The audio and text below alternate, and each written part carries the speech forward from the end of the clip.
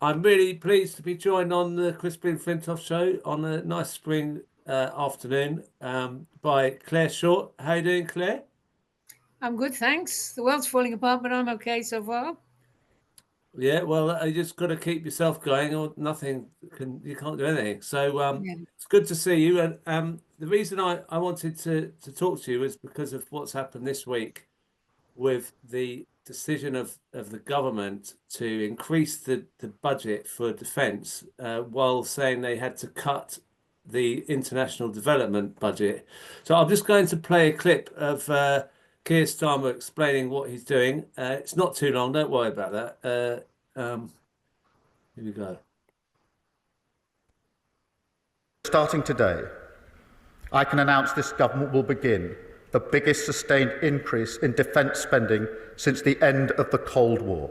Yeah. We will deliver our commitment to spend 2.5% of GDP on defence, but we will bring it forward so that we reach that level in 2027. Yeah. And we will maintain that for the rest of this Parliament. And let me spell that out, Mr. Speaker. That means spending £13.4 billion more on defence every year from 2027. But, Mr. Speaker, in the short term, it can only be funded through hard choices.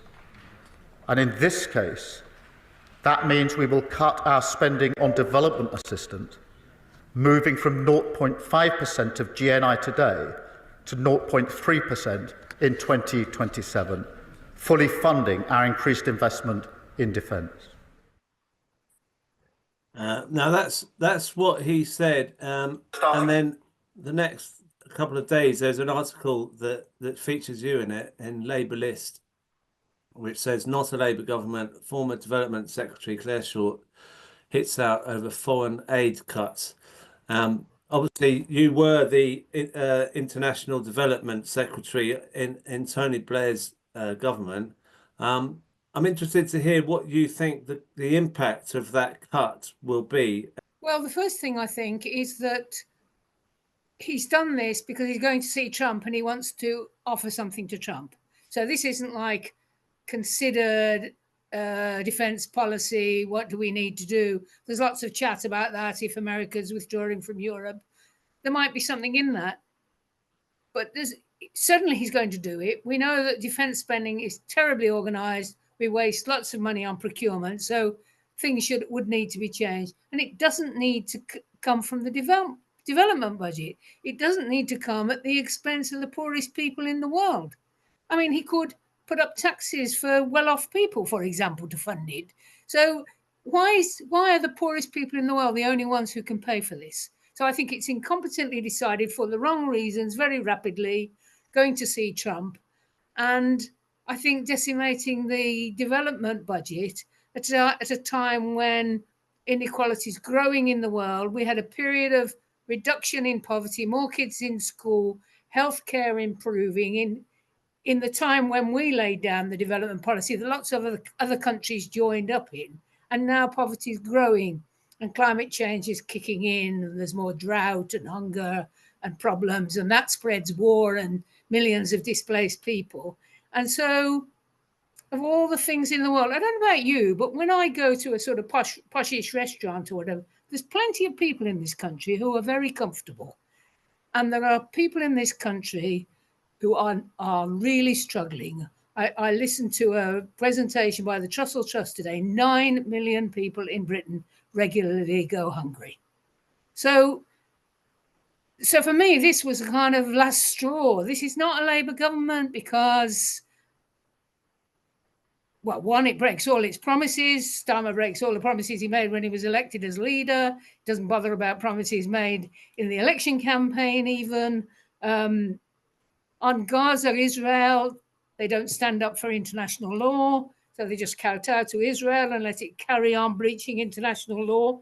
Whereas in my serious and considered view, if we upheld international law, Israel would be constrained by not being able to take over more and more land in the occupied territories, and there'd be a chance of getting a peace in the Middle East. The two-child benefit cap. one of the major reasons for child poverty in this country, the 6th or 7th richest country in the world, Labour was promised to get rid of it. No sign of that. It's about 3 billion a year. He's throwing twice that into increases in defence spending. Even on housing policy, build more houses, but there's nothing on social housing. And so we know it probably won't work in that they'll build, the big housing developers will get more planning permissions and they'll only build when the prices are going up. So there's all of this lack of principle, all of this lack of Labour values, plus a great big sprinkle of incompetence as well. I mean, the first 6 months, they clearly didn't know what they were doing. And I've been reading that awful Get In book that says McSweeney is in charge of everything. And it's quite clear the only thing they look at is what focus groups and polling says. And of course, focus groups and polling says, yeah, put up defence spending, but not by taxing us. Yes, if you cut aid to do it, we'll agree. So they do it. And so why do they want to be in government if they just want to do what focus groups say? Isn't there some principle? Isn't there some strategic thinking? Isn't there something that Labour's supposed to stand for? A more just and equal country and world? More peace? He doesn't seem to have any views on how to bring an end to the war in Ukraine. I mean, Trump is a monster in all regards, but he's right in saying that war needs bringing to an end. It's just slaughter and destruction. And Europe is so upset with him, saying false things and, groveling, saying nice things about Putin. But Europe should be saying, yes, you're right, the war needs bringing to an end. And here, how about this, and this is the way to do it, so Ukraine would be safe. But instead, Starmer says, of course, Ukraine will join NATO. Well, no, it won't, because it has to be a unanimous decision. And America's already said no. And of course, it was the expansion of NATO that provoked Russia. So there's no principle, there's no radicalism, there's nothing to do with Labour's traditional values or the original Labour coalition of voters, the people on low incomes, the middle class who cares about a just society, the trade union movement. I think the coalition that has always voted Labour will break up. I mean, already the low income people are going to reform. And now they think we can get reform back by doing these crazy things. And we'll see. When the local elections come and all the by-elections that are happening, they look very bad. So maybe there'll be some change. Maybe Labour MPs will get a bit of guts. I mean, they're clearly intimidated at the moment by this very threatening way of managing them, which is also a new thing. So there you are. That's my critique. Well, Sorry, so many things you said I was going to ask you about. You just mentioned it in passing in your answer. I mean, the thing that frustrates me is that there's such a consensus between the two parties and even the three, I mean, the Lib Dems as well, that we're not seeing any alternative other than reform, which doesn't really seem to have any policies other than we don't want migration. There's nothing else, and people are thinking, oh, that's good enough because it's not the same as the others. It's a pretty bad situation, isn't it? A terrible situation. I mean, of course, the reform thing is room for a protest vote. People aren't saying, what do you really stand for? They did stand for getting rid of a National Health Service funded, free at the point of use. But I think they're peeling back on that. So they don't stand for anything except being against migrants. So people are voting for them are just saying, I'm fed up with you all. They're not saying, I favour what these people are saying, apart from a bit of sort of racism and anti-migrant thing. But we know the British economy can't stop immediately using any labour recruited from overseas. The whole social care apparatus would collapse, for example. And then the Green Party, that a lot of left Labour people voted for, I voted Green. They're silent. I can't hear them. It's their space. It's their time. Why aren't they speaking up? I don't know. And of course, this isn't just Britain, is it? This problem is going on across Europe, North America. Though I see the Liberals in Canada who are going to lose are now getting more popular because of Trump's attacks on Canada, which is kind of nice. But I think the fundamental explanation is that the social democratic parties, who did combine low-income people, trade union people, middle class, people of conscience, that big coalition of voters, and made society fairer and managed the kind of Keynesian economy that worked for everyone and had decent public services, that stopped operating, stopped caring about low-income people, stopped prioritizing quality public services, and particularly the low-income people peeled off in objection from voting for the social democratic parties. And now they're collapsing everywhere, and normal politics is collapsing. It's a very dangerous, painful time. I watched that series of programs about the rise of Mussolini. I don't know if you've seen them, thinking, but the rise of those fascist ideas, that was end of the First World War, terrible, brutal war. Italy and Germany particularly suffered during the war and didn't get much in the peace. And then there was a worldwide depression, and people went towards fascistic ideas. We're getting people going towards those kind of ideas, and we haven't even got a global depression yet. I mean, the way Trump's behaving might well throw down the US economy, and we might get more of that. So it's an extraordinary, dangerous time that's difficult to understand.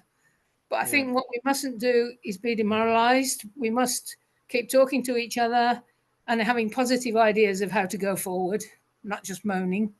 When we gather ourselves together and not being sectarian.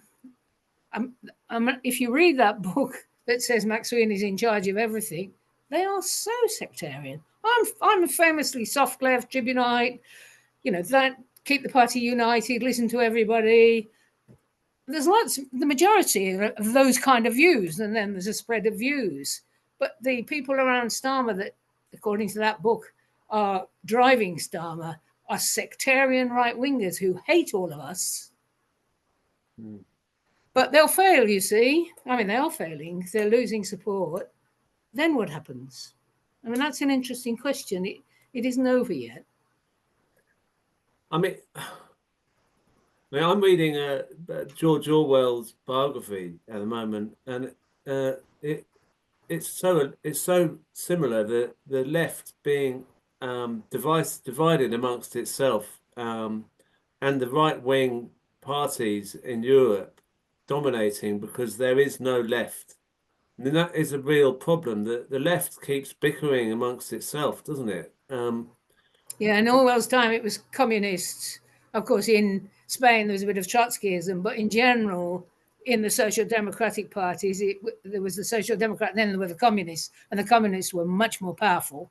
They were still inspired by the ideas of the Russian Revolution. Yes, but you're right. The fundamental problem is divisions of the left. I mean, we have the answers. I mean, it's not too complex. We've had it before in Attlee's government. We've seen how we can rebuild a country, but there's just this kind of personality clashes and old resentments that keep holding back everyone. It's that that's the thing that depresses me, because once there's something that we're all united on, for example, Jeremy Corbyn's leadership. Well, everyone, now, I mean, I personally I know Jeremy, he was a backbencher, absolute peacenik, anti-racist campaigner, but I never thought he was going to be a very effective leader. So I'm not surprised that stumbled. I don't agree with the way they all marched off rather than uniting around him and helping him, some of those with more experience of government. But what I couldn't bear was when he'd been pushed out, the way they persecuted him. I mean, he'd been there under Blair, for years, from 1983. And all other Labour leaders could quite happily live with him. But suddenly he's got to be thrown out of the party. I mean, the sectarianism flows from there. But I think the trouble with right-wing sectarianism, it incites the left that also becomes sectarian. Then everyone just gets nasty, and we stop talking to the public about there's a better way of doing all this, and then saying it to ourselves, and then agreeing that there's something bigger than the hurts we've done to each other. the future of the country and the world, indeed, our bit of it, needs to get more mature, considered, progressive thinking. Yeah. I mean, look, this is so great hearing your thoughts on this. But personally, I'm finding it. A lot of people are finding this time, like you've said before, just in our little interview here. It's a very difficult time. It's depressing. It's worrying. People are feeling overwhelmed. I've met people in their 70s who've said to me they just can't wait to die. They've had enough. Yeah. I mean, what we've got, as well as the material conditions not being so great, is there's this lack of hope and joy and spirit in many people. Starmer doesn't address that at all. Everything is kind of how it plays to the media. There's nothing exciting. I mean, even Tony Blair had a kind of anthem about things can only get better, and people might have jigged a little bit, but there's nothing of that at all. How do you think people, because you mentioned it, how can we actually keep our spirits up? Well, if we don't, we've had it. I mean, what is it? Pessimism of the intellect, optimism of the will. Yes, objectively, things are pessimistic. If we all just get demoralized and depressed and give up, then for sure we've had it. But we've got to say, objectively, the situation is depressing, but it could be better. How do we all unite and popularize our ideas and have some friendship with each other? I mean, politics shouldn't just be about hating someone else. We should come together in groupings and grouplets and enjoy each other's company and remember that the kind of things that we believe in are a better world, less space for better people. It's a nicer way to live. You know, we've got to get some of that back. We've got to. But Starmer is not helping. I agree 100%. Well, I really appreciate your time, and you've covered so much. I had all these questions that I was going to ask you, but you've answered them all. I've just been repeating yourself. So, well, thanks, Crispin, and don't give up. We must. Pessimism of the intellect, optimism of the will. We've got to hold on to our clarity that it can be better, and then cheer ourselves up, and then get other people to see it can be better, and then to demand that it's made better. right, I'm up for that.